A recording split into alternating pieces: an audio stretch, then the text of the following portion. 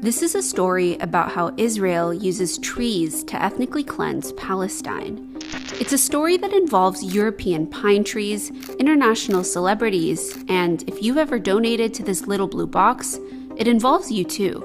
The story begins in 1948, when Zionist militias forced over 75% of the Palestinian population out of their homes and off their land, emptying and destroying over 500 Palestinian villages. Palestinians called this event the Nakba, which is Arabic for catastrophe. Israelis mark this event as their Independence Day.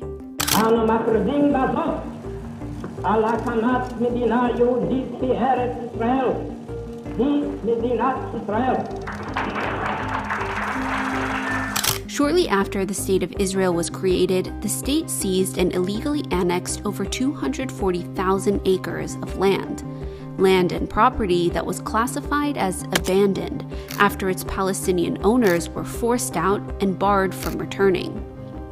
This stolen Palestinian land was transferred to an organization by the name of the Jewish National Fund, or the JNF, an international organization with charitable status in countries like the US, Canada, and the UK. But the JNF isn't your average charity. Established in 1901, the JNF has played a key role in the colonization of Palestine, in its early days collecting money for the Zionist movement to buy up Palestinian land for European Jewish colonists, with a mandate to redeem land in Palestine for the purpose of settling Jews. Part of the way the JNF raised money to buy land in Palestine was through these blue tin boxes. By World War II, over 1 million JNF collection boxes had been distributed to Jewish communities all around the world, with each coin dropped into these blue tin boxes going towards land purchases and tree planting in Palestine. But before the Nakba, the JNF wasn't really that successful. As of May 1948, the JNF had only managed to purchase around 3.56% of the land of historic Palestine. But after the Nakba, through the forcible seizure of Palestinian land, that number rose to 13%, over 600,000 acres of land. And with all this new land at its disposal, the JNF embarked on a massive tree planting drive across occupied Palestine, claiming it was planting forests on barren, desolate land, presenting its project to the world as environmentalism, building family-friendly green lungs across the country.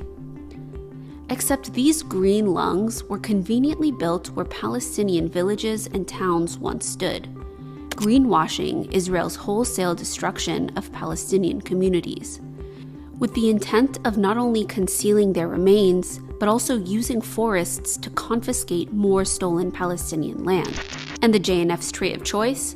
This European pine tree.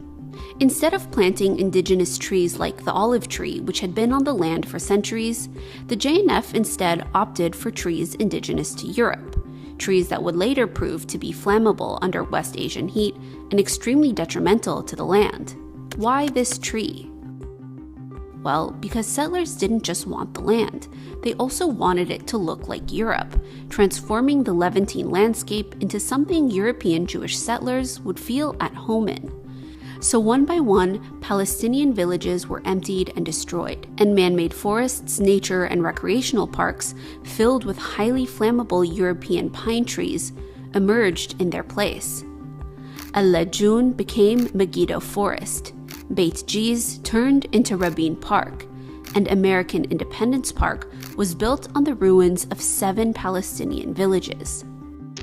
Through the JNF's environmental work, over 250 million trees were planted throughout historic Palestine, covering up the remains of over 500 Palestinian destroyed villages, all thanks to tax-free donations from Jews and non-Jews around the world, with the blue collection box becoming a sentimental icon that represented a connection to the National Zionist Project, with so many people either donating or planting trees. From politicians of today like Kamala Harris. I fondly remember those Jewish National Fund boxes that we would use to collect donations to plant trees for Israel. To iconic celebrities like Frank Sinatra and Elizabeth Taylor, all complicit in greenwashing.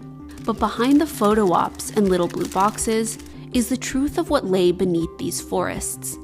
Today, more than 2/3 of all JNF parks are built on destroyed Palestinian villages.